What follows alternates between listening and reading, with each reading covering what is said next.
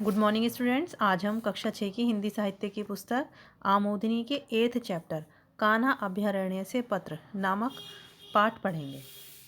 तो यह एक पत्र है जो एक भाई ने अपनी छोटी बहन को कान्हा अभयारण्य से लिखा है। इसमें स्टार्टिंग में दिया है प्रकृति में गहराई से देखिए और आप हर एक चीज़ को बेहतर ढंग से समझ सकेंगे, जो अल्बर्ट आइंस्टाइन द्वारा कहा गया है। तो इसमें कान्हा अभयारण्य के माध्यम से प्रकृति के मनोहारी दृश्यों का वर्णन किया गया है और वहाँ पर रहने वाले पशु पक्षियों के बारे में बताया गया है कि किस तरह से पशु पक्षी वहाँ पर अपने आप एक स्वतंत्र वातावरण में रहते हैं। तो आइए शुरू करते हैं पत्र कान्हा अभयारण्य से पत्र। यह पत्र रविकांत ने अपनी छोटी बहन नेहा को लिखा है। इसमें वह लिखता है, हम आज ही कान्हा अभयारण्य देखकर लौटे हैं। वहाँ के मनोहारी दृश्य अभी तक मेरी आंखों के सामने घूम रहे हैं। प्राचीन काल में ऋषि मुनियों के आश्रमों में वन्य पशु पक्षी निर्भय होकर विचरण करते थे। उन्हें न कोई सताता था और न कोई मारता था। कान्हा अभयारण्य में भी कुछ कुछ ऐसा ही दृश्य दिखाई देता है। यहाँ विभिन्न वन्य पशु पक्षी निडर होकर अपना जीवन सहज रूप में बिताते हैं। अब तुम जानना चाहोगी कि यह अभयारण्य आखिर कहाँ है। जबलपुर तक तो तुम आ ही चुकी हो। वहाँ से कान्हा अभयारण्य केवल 160 किलोमीटर ही दूर है। जबलपुर से मंडला होती हुई चिरई डोंगरी तक बढ़िया पक्की सड़क है। वहाँ से लगभग 1 घंटे में कान्हा अभयारण्य पहुँचा जा सकता है। तो इसमें रविकांत अपनी छोटी बहन को बताता है कि आज वह कान्हा अभयारण्य देख कर आया है और वहाँ के दृश्य इतने मनोहारी हैं कि अब तक भी वह उन्हें नहीं भुला पाया है। इसमें वह बताता है कि प्राचीन काल में जिस तरह से ऋषि मुनियों के आश्रमों में वन्य पशु पक्षी निर्भय होकर विचरण करते थे, यानी कि बिना किसी डर के बिना किसी भय के घूमते थे। उन्हें किसी बात का कोई डर नहीं था कि कोई हमें पकड़ेगा या कोई हमें मारेगा। इसी तरह का दृश्य यहाँ दिखाई देता है। यहाँ भी पशु पक्षी बिल्कुल निडर होकर अपना सामान्य जीवन बिताते हैं। यह जबलपुर से लगभग 160 किलोमीटर की दूरी पर है, जहाँ जाने के लिए बिल्कुल पक्की सड़क बनी है और जबलपुर से 1 घंटे में वहाँ पहुँचा जा सकता है। आगे वह कहता है, कान्हा की वनस्थली रंग बिरंगे फूलों से सजी तथा घने वृक्षों से भरी हुई है। इसने मेरा मन मोह लिया है। यहाँ सागौन, साल, तेंदू, कैर, पलाश आदि के अनगिनत पेड़ हैं। यहाँ पूरा साल हरियाली बनी रहती है। यह पूरी वनस्थली 950 वर्ग किलोमीटर में फैली हुई है। इसे कांटेदार तारों से घेरा गया है। यहाँ ठहरने का बहुत अच्छा प्रबंध है। प्रवेश द्वार पर ही एक डाक बंगला है। कान्हा अभयारण्य में प्रवेश के लिए हमने मंडला के वन विभाग से अनुमति पत्र बनवा लिए थे। यहाँ वन्य पशुओं की शोभा देखते ही बनती है। कहीं हवा की गति से भागने वाले चंचल हिरणों का झुंड दिखाई दे जाता है, तो कहीं कहीं 12 सिंघा दिखाई देते हैं।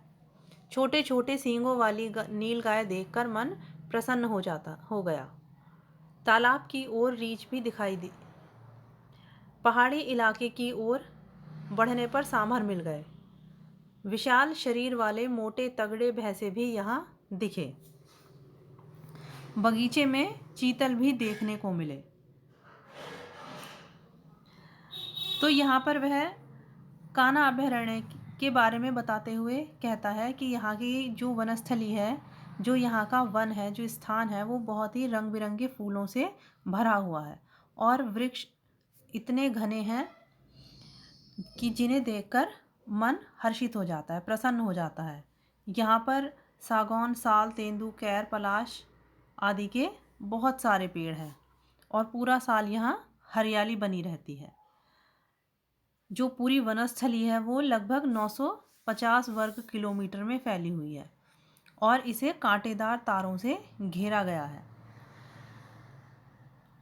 यहाँ पर ठहरने का भी बहुत अच्छा प्रबंध है और यहाँ प्रवेश के लिए मंडला के वन विभाग द्वारा अनुमति पत्र बनवाने पड़ते हैं। यहाँ पर हिरन, बारहसिंघा, नीलगाय, सांभर, भैंसे और चीतल आदि पशु देखने के लिए मिलते हैं। ये वृक्षों के नीचे झुंड में आराम करते मिल जाते हैं। यहाँ के पक्षियों की गिनती करना असंभव है। पंख फैलाकर नाचता हुआ मोर देखकर मेरा मन भी नाच उठा। हमें बताया गया कि शीतकाल में इन पक्षियों की संख्या बहुत बढ़ जाती है। उन दिनों दूर दूर से पक्षी यहाँ आते हैं। यहाँ का मौसम बहुत सुहावना है। यहाँ की व्यवस्था भी बहुत अच्छी है। अगले वर्ष तुम भी कान्हा अभयारण्य देखने ज़रूर आना। तो इस पाठ के माध्यम से हमें यही बताया गया है कि हमें पशु पक्षियों को मारना नहीं चाहिए, क्योंकि वह प्राकृतिक संतुलन के अभिन्न अंग है। क्योंकि जिस तरह से मनुष्य समाज का निर्माण करते हैं, उसी तरह से जो पशु पक्षी हैं वो वन में रहकर उसकी शोभा को और अधिक बढ़ाते हैं, क्योंकि वन ही उनका घर है। तो कान्हा अभयारण्य में इतने सुंदर पशु पक्षी दिखाई देते हैं जिससे लोगों का मन हर्षित हो जाता है, प्रसन्न हो जाता है। और वहाँ का मौसम इतना सुहावना है और वहाँ की जो व्यवस्था है बहुत ही अच्छी है, जिससे जो पर्यटक हैं उन्हें वहाँ किसी तरह की कोई दिक्कत परेशानी नहीं होती है। तो इसलिए हमें पशु पक्षियों और वन्य जीव जंतुओं की रक्षा करनी चाहिए और उन्हें सुरक्षित करने के लिए प्रयास भी करने चाहिए, ताकि हमारी जो प्रकृति है उसमें संतुलन बना रह सके। तो वन और जो वन्य जीव जंतुओं का संरक्षण है वो केवल प्राकृतिक दृष्टिकोण से और सामाजिक दृष्टिकोण से भी आवश्यक है। तो इसलिए हमें इस बात का ध्यान रखना चाहिए कि पशु पक्षी और प्रकृति का मूल स्वरूप हमारे लिए कितना आवश्यक है। तो आशा करती हूँ कि आपको यह पाठ समझ में आ गया होगा। अब इस पाठ से संबंधित एक्सरसाइज और प्रश्नों के उत्तर। सबसे पहले सेकंड एक्सरसाइज, सही शब्द से रिक्त स्थान भरिए। इसमें फर्स्ट है, ऋषि मुनियों के आश्रमों में पशु पक्षी निर्भय होकर विचरण करते थे। सेकंड, जबलपुर से कान्हा अभयारण्य केवल 160 किलोमीटर ही दूर है। थर्ड, कान्हा अभयारण्य की वनस्थली 950 वर्ग किलोमीटर क्षेत्र में फैली हुई है। फोर्थ, छोटे छोटे सींगों वाली नीलगाय देखकर मन प्रसन्न हो गया। फिफ्थ, कान्हा अभयारण्य में पक्षियों की गिनती करना असंभव है। नेक्स्ट, सही कथन पर सही तथा गलत कथन पर गलत का चिन्ह लगाइए। इसमें फर्स्ट है, कान्हा अभयारण्य 250 वर्ग किलोमीटर में फैला है। गलत। जबलपुर से मंडला होती हुई चिरई डोंगरी तक कच्ची सड़क है। गलत। कान्हा अभयारण्य में वन्य पशुओं की शोभा देखते बनती है। सही। छोटे छोटे सींगों वाले गेंडों को देखकर मन प्रसन्न हो गया। गलत। कान्हा अभयारण्य में पूरे साल हरियाली नहीं रहती। गलत।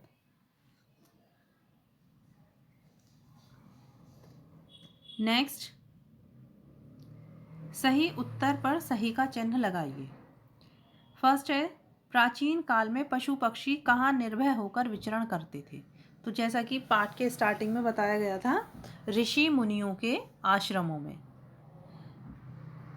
नेक्स्ट, कान्हा अभयारण्य में प्रवेश के लिए अनुमति पत्र कहाँ से बनवाना पड़ता है। इसका आंसर है मंडला के वन विभाग से। नेक्स्ट, पहाड़ी इलाके की ओर बढ़ने पर क्या मिले। सांभर। कान्हा अभयारण्य में पक्षियों की संख्या कब बढ़ जाती है। शीतकाल में। कान्हा अभयारण्य का मौसम कैसा होता है। सुहावना। नेक्स्ट एक्सरसाइज, भाषा बोध। निम्नलिखित शब्दों के बहुवचन रूप लिखिए। इसमें फर्स्ट है वृक्ष। वृक्ष का बहुवचन वृक्ष ही रहेगा। जब हम इसे कारक के साथ प्रयोग करेंगे तब इसका रूप बदल जाएगा और ये वृक्षों हो जाएगा। जैसे जंगल में बहुत सारे वृक्ष हैं। जब हम इसे कारक के साथ प्रयोग करेंगे तब यह होगा कि वृक्षों पर बंदर बैठे हैं। उसी तरह वन्य जीव, तो वन्य जीव का बहुवचन भी वन्य जीव ही रहेगा। जब हम इसे कारक के साथ प्रयोग करेंगे तभी यह वन्य जीवों हो जाएगा। नेक्स्ट है इसमें बारहसिंघा, तो ये भी बारहसिंघा ही रहेगा। जैसे कहीं कहीं बारहसिंघा दिखाई देते हैं, तो इसका बहुवचन रूप भी यही रहेगा। उसी तरह आश्रम, तो इसमें भी आश्रम का बहुवचन आश्रम ही होगा। जब हम इसे कारक के साथ प्रयोग करेंगे, जैसे ऋषियों मुनियों के आश्रमों में, तब यहाँ आश्रमों हो जाएगा। नहीं तो जंगल में बहुत सारे आश्रम हैं। उसी तरह पशु, पशु का बहुवचन भी पशु होगा। जब हम इसे कारक के साथ प्रयोग करेंगे तब यह पशुओं हो जाएगा। जैसे जंगल में बहुत सारे पशु दिखाई देते हैं। ये शेर ने पशुओं को मारा। उसी तरह पक्षी, पक्षी का बहुवचन रूप भी पक्षी होगा। जब हम इसे कारक के साथ प्रयोग करेंगे तब यह पक्षियों हो जाएगा। जैसे जंगल में बहुत सारे पशु पक्षी देखने को मिलते हैं। जब हम इसे कारक के साथ प्रयोग करेंगे तब यह होगा, जैसे यहाँ के पक्षियों की गिनती करना असंभव है। तो इसलिए ये इनका बहुवचन रूप यही रहेगा। जब हम इसका प्रयोग कारक के साथ करेंगे तब इनके बहुवचन रूप में परिवर्तन होगा। नेक्स्ट, निम्नलिखित शब्दों के विलोम शब्द लिखिए। इसमें न्याय का विलोम है अन्याय, ज्ञान अज्ञान, धर्म अधर्म, योग्य अयोग्य। थर्ड एक्सरसाइज, दिए गए शब्दों के अर्थ लिखकर वाक्यों में प्रयोग कीजिए। फर्स्ट है इसमें मनोहारी, इसका अर्थ है मन को हरने वाली। नेक्स्ट सुहावना, इसका अर्थ है सुंदर। इसे आप वाक्यों में स्वयं प्रयोग करेंगे। नेक्स्ट, अनेक शब्दों के लिए एक शब्द लिखिए। इसमें फर्स्ट है जिन्हें गिना ना जा सके, अनगिनत। ऐसा स्थान जहां पशु पक्षी प्राकृतिक रूप में घूमते हैं, अभयारण्य। जिसे डर ना लगे, निडर। मन को हरने वाली, मनोहारी।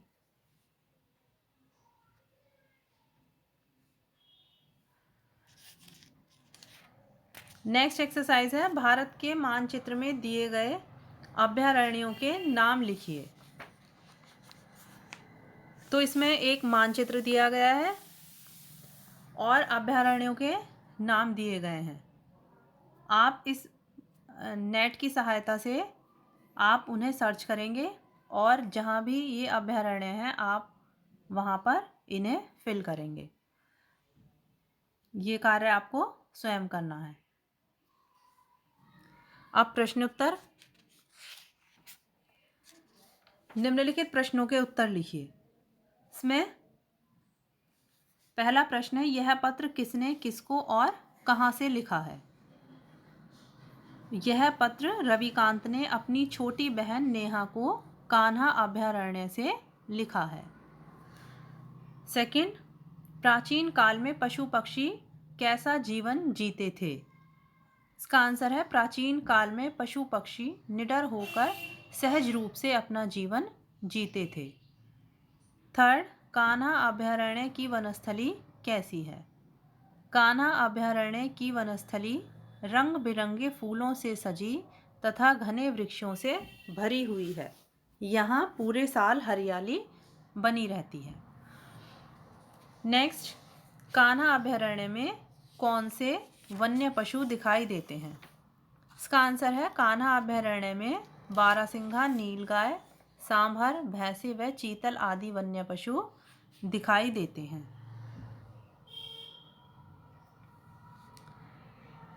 नेक्स्ट मौखिक प्रश्न। इसमें पहला प्रश्न है अभयारण्य क्या होता है? इसका आंसर है अभयारण्य ऐसा स्थान होता है जहाँ पशु पक्षी प्राकृतिक वातावरण में रहते हैं। इसमें सेकंड क्वेश्चन है क्या तुम कभी किसी अभयारण्य में भ्रमण करने के लिए गए हो? तो ये आप स्वयं लिखेंगे, अगर आप गए हैं तो हाँ लिखेंगे और नहीं गए हैं तो नहीं लिखेंगे। थर्ड क्वेश्चन है अभयारण्य में कौन से जानवर देखने को मिलते हैं? तो अभयारण्य में जंगली जानवर देखने को मिलते हैं। नेक्स्ट, चिड़ियाघर और अभयारण्य में क्या अंतर होता है? चिड़ियाघर में पशु पक्षी पिंजरे में कैद रहते हैं, जबकि अभयारण्य में पशु पक्षी स्वतंत्र रूप से घूमते हैं। अगर आप किसी चिड़ियाघर में गए होंगे तो वहाँ आपने देखा होगा कि बहुत बड़े बड़े से पिंजरे बनाए जाते हैं या ऐसा स्थान बनाया जाता है जिसमें से जो पशु हैं वो बाहर नहीं निकल सकते हैं या पक्षी हैं बाहर नहीं निकल सकते हैं, उन्हें वहीं पर उनका भोजन दिया जाता है। लेकिन जो अभयारण्य होते हैं वहाँ पर पशु पक्षी स्वतंत्र रूप से घूमते हैं, उन्हें किसी भी तरह के कैद में या बंधन में नहीं रखा जाता। नेक्स्ट, कान्हा अभयारण्य कहाँ स्थित है? कान्हा अभयारण्य जबलपुर से लगभग 160 किलोमीटर की दूरी पर है। तो आशा करती हूँ कि आपको यह पाठ समझ में आ गया होगा।